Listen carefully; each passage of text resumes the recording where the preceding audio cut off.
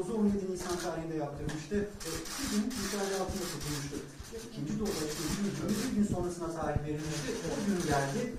Bu aşı adayının yok protein kazanarak tasarlandı. Evet, şu anda Mustafa Aray aşı oluyor. Şu anda aşı yapılıyor. Yerli aşı çalışmaları kapsamında geliştirilen bazı bir insan klinik denemeler aşamasındaki virüs benzeri parçacıklara dayalı VRT aşısı oldu. 27 Mart'ta 36 gönüllüyle başlamıştı çalışmalar. 36 gönüllüye 2 isim daha katıldı. Hem TÜBİTAK Başkanı hem de Sanayi Bakanı Mustafa Varay. Başarılı oldular. Teşekkür ediyoruz. Çok sağ olun. Teşekkür ediyoruz. İşte bildiğiniz gibi virüs benzeri parçacıklar teknolojisine dayalı TÜBİTAK COVID-19 platformu altındaki aşımızda faz 1 yani insan denemelerine geçmiştik. Biz de Hasan hocamızla beraber gönüllülerden olduk. 38 gönüllüden bir tanesiyiz. İlk aşımızı yaptırmıştık. Şimdi de ikinci dozu yaptırdık. Tabii ben o gün de söylemiştim. Bu işlerde gönüllü olmak çok önemli. Biz hem vatandaşlarımıza bu işi teşvik etmek için hem de bilim insanlarımıza ne kadar güvendiğimizi göstermek için gönüllü olmuştuk. O çağrımız yerini buldu.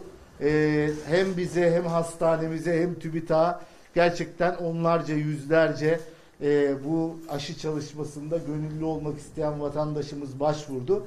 İnşallah faz 2 çalışması 360 gönüllüyle olacak. Şu anda o gönüllüler de doldu.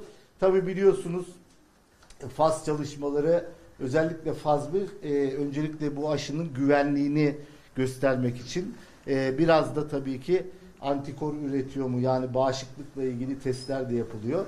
Ama bundan sonraki süreçler daha çok aşının etkinliğiyle ilgili olacak. Temennimiz aşımızın beklediğimiz gibi, hocalarımızın beklediği gibi laboratuvar ortamında denendiği ve ispatlandığı gibi başarılı olması. İnşallah aşımız başarılı olursa faz 3 aşamasından sonra seri üretime hazır hale gelecek. Burada da biz tabii ki özel sektörde bunu üretecek firmalarımızla zaten halihazırda görüşüyoruz. Bu aşılarda yani bize vurulan aşılarda GMP standartları dediğimiz standartlarda Nobel firmamızda üretilmiş aşı. Dolayısıyla inşallah faz 3'te başarıyla tamamlanır. Bu aşıların etkinliği ispatlanır. Biz de sene sonundan önce yerli aşımızı elde etmiş oluruz. Bunu hep birlikte temenni ediyoruz. Efendim bütün dünyada aşıya ulaşımla ilgili problemler yaşanıyor. Birçok ülke aşıya ulaşamadı. Ve son günlerde de aşının patentiyle ilgili tartışmalar başladı.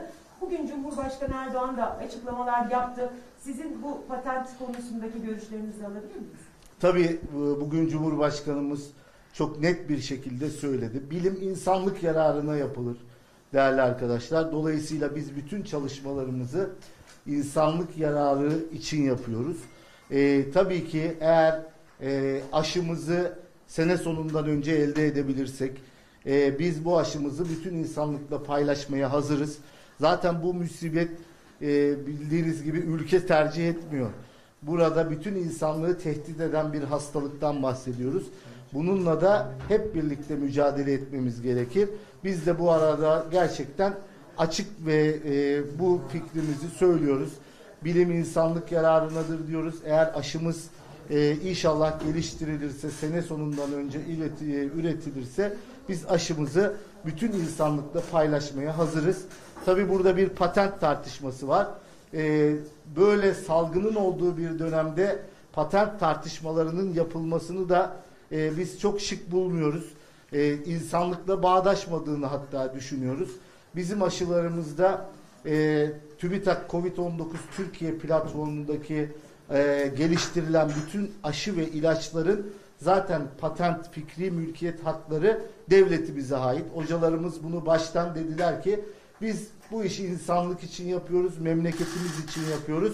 Buradaki bütün patent hakları devletimize aittir. Biz zaten buradaki patent hakları da şu anda devletimizin kontrolünde. Biz bunları da insanlık yararı için kullanmaya hazırız. Sadece patenti değil, biliyorsunuz aşı üretim süreçleri aslında bir bilgi birikimi, bir know-how gerektiriyor. Biz buradaki bilgi birikimini de tüm insanlıkla paylaşmaya hazırız. Yeter ki insanoğlu hep birlikte bu musibetten kurtulsun. Teşekkür ederim. Ben çok teşekkür ederim. Çok sağ olun. İlaç çalışması vardı sanırım. Evet. Ümit Hanım, bununla ilgili durum ne yönde? Tabii tedavi amaçlı ilaç çalışmaları da şu anda devam ediyor. 2 molekülde biz bütün süreçlerimizi tamamladık. TİTCK'ya başvurduk. İzinler çıktı mı? Faz 2'de pazartesi Evet. başlıyor bakalım. 2 tane ilaç adayında faz 2'den başlanacak şekilde, yani bu 2 molekül Covid olmuş vatandaşlarımızın tedavisinde kullanılacak ve bu ilacın etkinliğini test etmiş olacağız. İnşallah böyle bir çalışmamız da var. Tabii hastalığa yakalanmamak önemli. Bunu aşıyla engelleyebiliyorsunuz. Ama hastalığa yakalandıktan sonra da tedavi önemli. İnşallah 2 molekülümüzde, birisi ribavirin, Ribavirin, diğeri de Montelekulas. evet, bir tanesi ribavirin, bir tanesi de montelekuas. Bu moleküllerin biz bu hastalığın tedavisinde etkin olduğunu düşünüyoruz. Bilim insanlarımız bu çalışmaları yaptılar. İnşallah faz 2 çalışmalarıyla insanda da bunu göstermek istiyoruz. Böylece ülkemizden başarıyla bitirilmiş bir bilimsel çalışmayla bu moleküllerin etkisini de tüm dünyaya göstermiş olacağız. Teşekkür ederiz. Sağ olun. Ben çok teşekkür ediyorum.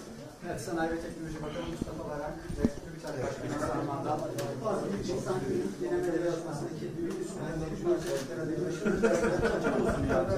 size niye böyle olmaz?